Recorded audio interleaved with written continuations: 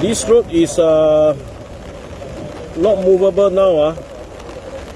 The SCDF is already here trying to rescue the driver and the truck that dropped into the lowland area. As you can see, the road is all not passable now. Please do not come here.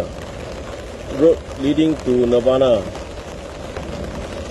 Okay guys, hati-hati hati-hati dekat Jalan Bahar, okay, towards HQ, Jurong HQ.